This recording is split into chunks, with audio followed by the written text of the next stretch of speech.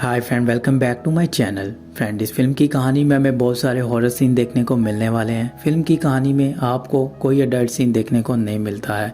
कहानी की शुरुआत हमें एक छोटी सी बच्ची से देखने को मिलती है। अपनी कबर्ड की तरफ देख रही होती है जहाँ पर उसे उसकी मॉम की आवाज़ आती है। वो उस कबर्ड की तरफ देखती है और रोना शुरू कर देती है क्योंकि वहाँ से एक मॉन्स्टर आता है जो कि उस बच्ची को बहुत ही बुरी तरह मार देता है। सीन यहाँ से शिफ्ट होता है और हमें डॉक्टर विल को दिखाया जाता है जो एक थेरेपिस्ट होता है। अपॉइंटमेंट्स लेकर अपने घर में ही लोगों को बुलाता है और उनसे उनके मसलों के बारे में पूछ रहा होता है। कहानी ऐसे ही आगे बढ़ती है। डॉक्टर विल अपनी छोटी बेटी सॉयर और सैडी के साथ इस घर में रह रहा होता है। हाल ही में उसकी पत्नी की भी डेथ हो चुकी होती है। एक कार एक्सीडेंट में उसकी पत्नी मर जाती है जिसके सदमे में वो बहुत ही ज़्यादा अपसेट रह रहा होता है। डॉक्टर विल खुद एक डिप्रेशन का मरीज होता है बट वो लोगों के डिप्रेशन भी दूर कर रहा होता है। यहाँ पर हमें वो पिल्स लेता हुआ नजर आता है। सीन यहाँ से शिफ्ट होता है और वो अपनी बेटी को कॉलेज छोड़ने के लिए जाता है जिसका नाम सैडी है। सैडी को वो कॉलेज छोड़ता है क्योंकि सैडी ने अपनी मॉम का ड्रेस पहना होता है जिससे सब लोग उसे देखकर बहुत ही ज्यादा हैरान होते हैं। और वहाँ पर सैडी अपनी मॉम का फेवरेट ड्रेस पहनकर बहुत ही ज्यादा खुश होती है। यहाँ पर सैडी की हमें फ्रेंड को दिखाया जाता है। इसका नाम बैथनी है। और यहाँ पर एक और लड़की आती है जो कि सैडी को बिल्कुल भी पसंद नहीं करती है और उसकी मॉम के ड्रेस के बारे में वो बहुत सारी अजीब बातें करती है जिससे सैडी को बहुत ही ज़्यादा गुस्सा आ रहा होता है और वो उससे लड़ती है। लड़ते हुए सैडी के हाथ में कुछ खाने की चीज़ होती है जो कि उसकी मॉम के ड्रेस पर लग जाती है। सैडी वहाँ से रोते हुए अपने घर की तरफ आ जाती है जहाँ पर अपने डैड को नहीं बताती है। अब हमें फिर से विल को दिखाया जाता है जो कि अपने आखिरी क्लाइंट के साथ थेरेपिस्ट कर चुका होता है। अब उसकी आगे कोई अपॉइंटमेंट नहीं होती है बट वहाँ पर एक और आदमी आता है। इस आदमी का नाम लास्टर है जो कि वहाँ पर बिना अपॉइंटमेंट के आता है और आकर विल से बात करता है। पहले विल उसे थेरेपिस्ट देने से मना कर देता है बट वहाँ पर लास्टर जब उसकी पत्नी के बारे में बात करता है तो विल उसकी बात सुनने के लिए तैयार हो जाता है। लास्टर अपनी कहानी बताता है कि उसकी 2 बेटियों को मार दिया गया। एक मॉन्स्टर ने बहुत ही बुरी तरह उन्हें मार दिया और उसके बाद उनकी लाश भी नहीं मिली है। यहाँ पर लास्टर की ये बात सुनकर विल उससे पूछता है कि ये बात तुम मुझे क्यों बता रहे हो। तो वहाँ पर लास्टर उससे कहता है क्योंकि तुम्हारी हाल ही में पत्नी मरी है और तुम्हारे पास 2 बेटी हैं। तो कहीं ना कहीं ये कनेक्शन ऐसा है कि मुझे लगता है कि मेरे साथ जो हुआ है वो तुम्हारे साथ ना हो, जिसकी वजह से मैं इस घर को देखने के लिए आया हूँ और मैं तुम्हें आगाह करने के लिए आया हूँ। विल ये बात सुनकर उसको बहुत ही ज़्यादा अजीब लगता है और वो पुलिस को कॉल करने के लिए बाइक की तरफ चला जाता है। वो लास्टर को कहता है कि मैं वॉशरूम से होकर आ रहा हूँ, तुम थोड़ी देर के लिए बैठ जाओ। तो वहाँ पर लास्टर उसके घर के ऊपर की तरफ चला जाता है जहाँ पर बिल्कुल नहीं पता होता है क्योंकि वो पुलिस को कॉल करने में मसरूफ होता है। वो पुलिस को बताता है कि यहाँ पर एक आदमी आया मेरे घर पर जो कि बहुत ही ज़्यादा अजीब है और मुझसे अजीब अजीब तरह तरह की बातें कर रहा है। तो आपको यहाँ पर आना होगा और इसको यहाँ से लेकर जाना होगा। मैं अब घर पर अकेला हूँ और मेरे अलावा घर पर कोई भी नहीं है। तो यहाँ पर विल को नहीं पता होता है कि सैडी भी घर पर आ चुकी है। तो सैडी अपनी मॉम का ड्रेस साफ कर रही होती है। सैडी को किसी की आवाज़ आती है। वो अपनी मॉम के रूम की तरफ जाती है जो कि एक स्टोर रूम होता है।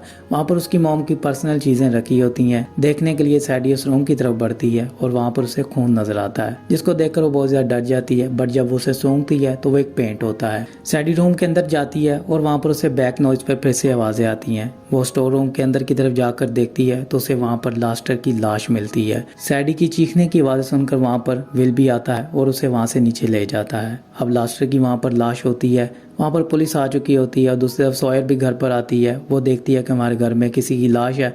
सॉयर काफ़ी सवाल करने की कोशिश करती है जहाँ पर सैडी उसे कहती है कि तुम अभी बच्ची हो, तुम्हें इसके बारे में नहीं पूछना चाहिए। वहाँ पर पुलिस वाले उसको खुदकुशी का नाम देते हैं बट वहाँ पर सैडी कहती है ये खुदकुशी नहीं हो सकती है क्योंकि लास्टर किसी से बात कर रहा था। पुलिस वाली कहती है अगर वो किसी से बात कर रहा था तो और उसके साथ कौन था? जब तुम रूम में गई तो वो तो अकेला था और कोई रूम में नहीं था। तो यहाँ पर सैडी थोड़ी देर के लिए चुप कर जाती है और अपनी बहन छोटी को लेती है और ऊपर की तरफ चली जाती है। सीन यहाँ से शिफ्ट होता है। पुलिस वाले चले जाते हैं। विल सैडी से बात करता है तुम्हें कैसे लगता है कि वो बात कर रहे थे? तो वहाँ पर सैडी को समझाने की कोशिश करता है कि तुम्हारा वहम हो सकता है। वो अपनी बेटी को कहकर वापस अपने रूम में चला जाता है। सॉयर को दिखाया जाता है जिसको वो मॉन्स्टर नज़र आना शुरू हो जाता है। वो उसको शुरू दिन से ही डरा रहा होता है बट फाइनली अब वो उसके सामने आना शुरू कर देता है जिससे सॉयर बहुत ही ज़्यादा डरी होती है और अपनी बहन के पास जाती है और अपनी बहन को बताने की कोशिश कर रही होती है। सॉयर उसकी बात के ऊपर बिलीव नहीं कर रही होती है क्योंकि उसने अभी तक नहीं देखा होता है कि कुछ भी ऐसा हो रहा है। तो उसे लगता है वो इमेजिनेशन कर रही है। तो वो उसे एक और डॉक्टर के पास लेकर जाती है। इस डॉक्टर का नाम डॉक्टर वैली है जो कि यहाँ पर सॉयर की बात सुनती है। सॉयर से पूछती है कि उसे किससे डर लगता है जबकि वो बताती है कि मुझे अंधेरे में मॉन्स्टर नज़र आता है जिसके बारे में वो सारी क्लियर बात करती है।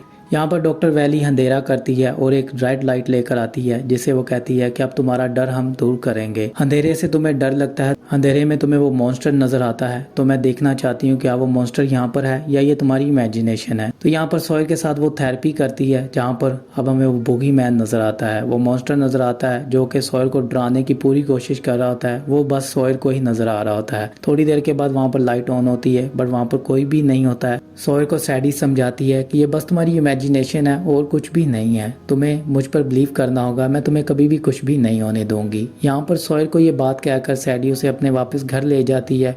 अब सॉयल को यकीन हो जाता है कि उसकी बहन भी उसके ऊपर बिलीव नहीं कर रही है। अब वो इसके बारे में किसी से भी बात नहीं करने वाली होती है। बट यहाँ पर सैडी को अपनी बहन पर बिलीव होता है, वो सॉयल को ये नहीं बताती है। वो घर आकर लॉस्टर के बारे में जानने की कोशिश करती है, जहाँ पर उसकी फैमिली को वो सर्च करती है, उसका घर का एड्रेस लेती है। वहाँ पर अब सैडी को ये जानना होता है क्या ये सच है जो कि सॉयल के साथ हो रहा है। सैडी वहाँ पर सॉयल को नहीं बताती है कि वो इन्वेस्टिगेशन कर रही है, बट सैडी के साथ एक रात में इंसिडेंट होता है जिसके बारे में वो किसी से भी बात नहीं करती है। वो बोगी मैन उसे भी नजर आना शुरू हो जाता है। वो मॉन्स्टर उसको अपना आप दिखाता है, जिसको देखकर सैडी ये फैसला करती है वो इसके बारे में जानने की कोशिश कर रही होती है और अपनी फ्रेंड बैथनी को लेती है। लॉस्टर के घर पर चली जाती है जहाँ पर उसकी पत्नी उसे मिलती है जिसका नाम रीटा लॉस्टर है। रीटा लॉस्टर वहाँ पर बहुत सारे कैंडल लाइट जलाकर बैठी होती है। वहाँ पर उसके हाथ में एक शॉटगन होती है जिसको देखकर सैडी बहुत ही ज्यादा अपसेट हो जाती है। अब सैडी उससे पूछती है आखिरकार तुम्हारी बेटियों के साथ क्या हुआ था। वहाँ पर सैडी से वो कहती है तुम्हारा इस बात से कोई भी मतलब नहीं है, तुम यहाँ से चली जाओ वरना तुम्हारे साथ अच्छा नहीं होगा।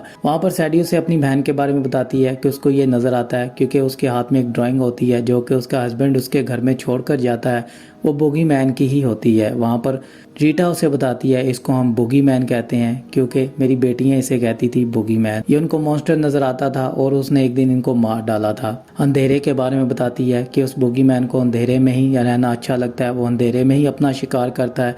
मैंने ये कैंडल लाइट्स इसलिए जला कर रखी हैं क्योंकि वो रोशनी से डरता है, जिसकी वजह से मैं उसे मारना चाहती हूँ। जब तक हम रोशनी में तब तक हम पर हमला नहीं कर सकता है। तो वहाँ पर ये बात कहते हुए रीटा उसे कहती है अपनी जगह से मत हिलना क्योंकि वो तुम्हारे पीछे है, तुम्हारे पीछे अंधेरा है। यहाँ पर रीटा उसे ये बात कहते कहते शॉटगन से हमला करती है जहाँ पर बोगी मैन को मारने की कोशिश करती है, बट वहाँ से सैडी बहुत ज़्यादा डर जाती है और वो वापस बाइक की तरफ जाती है जहाँ पर उसकी दोस्त बैथनी होती है। वो गाड़ी में बैठकर वहाँ से भाग जाती है। सैडी वहाँ से अपने घर पर चली जाती है और अगली सुबह अब वो अपने डैड से बात करने की कोशिश करती है, अपनी मॉम की मौत के बारे में पता लगाने की कोशिश करती है कि आखिरकार उनके साथ क्या हुआ था, उनको क्या क्या नजर आता था, क्या उनके साथ भी वही सब कुछ हो रहा है जो उनके साथ हो रहा है। तो यहाँ पर विल साफ साफ उसे मना कर देता है क्योंकि उसकी मॉम के स्टोर से वो कुछ पर्सनल चीज़ें निकाल के बेसमेंट में रख रहा होता है, जहाँ पर उसे क्लियरली मना करता है कि तुम इस बारे में कभी भी बात नहीं करोगी, हमने एक दूसरे से वादा किया था। और वहाँ पर उसे वो एक बॉक्स देता है और उसे कहता है इसे बेसमेंट में छोड़ दो, ये तुम्हारी मॉम की पर्सनल चीज़ें हैं जिसको तुम्हें नीचे छोड़कर आना है। सैडी उस बॉक्स को नीचे लेती है और बेसमेंट में चली जाती है जहाँ पर बेसमेंट की लाइट नहीं होती है। वहाँ पर सैडी अपनी मॉम की कुछ पर्सनल चीज़ों को देखती है और वहाँ पर उसे एक लेटर मिलता है और एक सिगरेट की डिब्बी मिलती है जिसमें 2-3 सिगरेट पड़े होते हैं जो कि आधे आधे होते हैं। और सैडी को वहाँ पर एक कैमरा मिलता है जिसमें उसकी बचपन की रिकॉर्डिंग्स होती हैं जिनको देखकर सैडी बहुत ज़्यादा खुश होती है। बट वहाँ पर सैडी को अपनी मॉम नज़र आती है, वो बुगी मैन उसको शो करवाता है और वहाँ से सैडी अपनी मॉम को देखकर उसकी तरफ बढ़ती है। बट वहाँ पर जब वो लाइट ऑन करती है तो वहाँ पर कोई भी नहीं होता है। सैडी वापस ऊपर की तरफ चली जाती है और वहाँ पर अपनी वो फ्रेंड्स को कॉल करती है, उनको अपने घर पर इन्विटेशन कर देती है जहाँ पर सब लोग आती हैं, खूब एक दूसरे के साथ बातें करती हैं। बट वहाँ पर सैडी के साथ फिर से इंसिडेंट होता है। उसकी फ्रेंड उसके साथ मजाक करती है जो कि उसको पसंद नहीं करती है। वो उसकी मॉम के स्टूडियो रूम में उसे बंद कर देती है क्योंकि वो उसे इंसिस्ट करती है कि तुम हमें अपनी मॉम का स्टूडियो रूम दिखाओ। बट वहाँ पर उसके साथ मजाक के साथ उसे वो बंद करते हैं। सैडी को वो मॉन्स्टर नजर आता है, वो बुगी मैन उसको वहाँ पर उस कमरे के अंदर नजर आता है। कमरे में बहुत ही ज़्यादा अंधेरा होता है कि उस कमरे में कोई लाइट नहीं होती है। वहाँ पर सैडी दरवाज़ा खोलने की पूरी कोशिश करती है, चीखती है, चिल्लाती है। जहाँ पर वो बाहर निकलते ही अब वहाँ पर अपनी दोस्त को वो थप्पड़ मारती है और उसे कहती है तुमने अच्छा नहीं किया है। और वहाँ पर उसकी सभी दोस्त उसे समझाती हैं कि हम सब लोग दरवाज़ा बाहर से खोलने की कोशिश कर रहे थे बट दरवाज़ा पूरी तरह लॉक था और अपने आप ही ये दरवाज़ा खुला है, हमने इस दरवाजे को हाथ तक नहीं लगाया है। यहाँ पर सैडी उनके ऊपर बहुत ज़्यादा गुस्सा कर रही होती है, उसे गुस्से में समझ नहीं आ रहा था। उसकी फ्रेंड जो है वो सब के सब अपने घर चली जाती हैं। जहाँ पर अब एक और इंसिडेंट होता है, अब वो बुगी मैन अपना आप शो करवाता है जहाँ पर सॉयल गेम खेल रही होती है और वहाँ पर सॉयल को समझ में आ जाता है हर तरफ अंधेरा ही अंधेरा होता है और वो बुगी मैन आकर सॉयल के ऊपर हमला कर देता है। वो सॉयल को उठाता है, सॉयल को मारने की कोशिश करता है। यहाँ पर सोयर को बहुत ही बुरी तरह जख्मी कर देता है, जिसको सोयर को लेकर विल हॉस्पिटल चला जाता है। विल बहुत ही ज्यादा अपसेट होता है, सैडी भी बहुत ज्यादा अपसेट होती है। बट वहाँ पर सैडी को रीटा की कॉल आती है और वो उसे अपने घर पर बुलाती है। उसे कहती है मैं तुम्हारी हेल्प करना चाहती हूँ, अगर तुम्हें मेरी हेल्प की जरूरत है तो तुम मेरे पास आ सकती हो। वहाँ पर सैडी किसी को बिना बताए फिर से उस घर के में चली जाती है। अब रीटा का एक प्लान होता है, वो सैडी को चारा बनाती है उस बुगी मैन को मारने के लिए। यहाँ पर इस प्लान के बारे में सैडी को नहीं पता होता है। वो सैडी को ज़बरदस्ती एक जगह पर बांध देती है। यहाँ पर रीटा ने एक परफेक्ट प्लान बनाया होता है, वो बुगी मैन को मारने वाली होती है। जहाँ पर उसने शॉटगन की गोलियां रखी होती हैं, दीवारों पर चिपकाई होती हैं, जिससे उसने तार के जरिए रखी होती हैं। जैसे ही बुगी मैन उसके ऊपर हमला करेगा तो वो शॉटगन की गोलियां जो बुगी मैन को लगेंगी। अब प्लान यही होता है जो कि हम स्क्रीन पर भी देखते हैं, पर वहाँ पर बुगी मैन नहीं मरता है। ये प्लान उसका पूरी तरह चौपट हो जाता है। वहाँ पर बुगी मैन पकड़ कर रीटा को बहुत ही बुरी तरह मार देता है, वो उसका आधा आधा कर देता है। यहाँ पर हमें एक हॉरर सीन देखने को मिलता है, बट वहाँ पर किसी तरह सैडी अपनी जान बचाती है और बुगी मैन से बचकर बाहर की तरफ आ जाती है। सीन यहाँ से शिफ्ट होता है। विल सैडी को कॉल कर रहा होता है, उससे पूछने की कोशिश करता है आखिरकार वो कहाँ पर है। सैडी कॉल उठाकर उसे कहती है कि आप घर पर नहीं जाएंगे जब तक मैं नहीं आपसे कहूँगी, क्योंकि अब वो बुगी मैन को देख चुकी होती है। उसको यकीन हो जाता है कि सोयर के साथ जो कुछ भी हो रहा है वो सब कुछ सच है।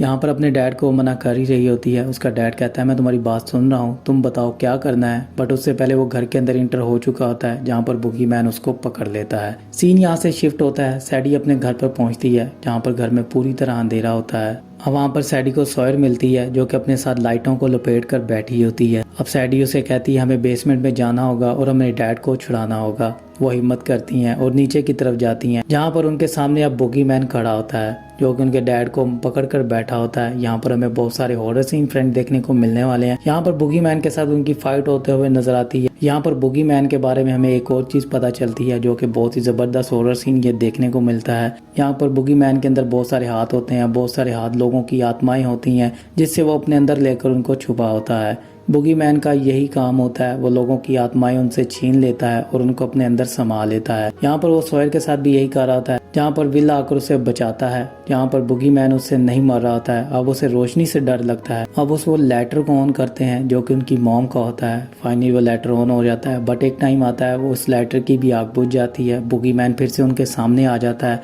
बट वो किसी तरह फिर से लेटर को जलाने की कोशिश करते हैं और एक उनके हाथ में स्प्रे होता है, जिससे वो उस बुगी मैन को मारने की कोशिश कर रहे होते हैं। वहाँ पर अब स्प्रे भी खत्म हो जाता है और उनके पास कोई ऑप्शन नहीं रह जाता है। बट यहाँ पर सोयर को एक आइडिया आता है, वो थोड़ा सा पेट्रोल लेती है और बुगी मैन के ऊपर फेंक देती है, जहाँ पर सैडी के हाथ में लेटर होता है और वो बुगी मैन को आग लगा देती है, जिससे यहाँ पर हमें बुगी मैन मरता हुआ नजर आता है और बुगी मैन से बहुत सारे लोगों की चीखने चिल्लाने की आवाज़ें आती हैं। वहाँ से अपने वो डैड को लेती हैं और बाइक की तरफ आती हैं, जहाँ पर उनके पूरे घर को आग लग चुकी होती है और बुगी मैन की पूरी तरह डेथ हो चुकी होती है। सीन यहाँ से शिफ्ट होता है और वो फिर से हमें डॉक्टर वैली के पास नजर आते हैं, जहाँ पर डॉक्टर वैली के अपना वो सेशन देते हैं, अपने बारे में बताते हैं कि उनके साथ ये सब कुछ हुआ था। वो अपनी थेरेपी को कंप्लीट करते हैं, बट वहाँ पर सैडी को डॉक्टर वैली से कुछ बात करनी होती है, जिसके लिए वो वापस आती है और आकर डॉक्टर वैली को देखती है जो कि नहीं होती है।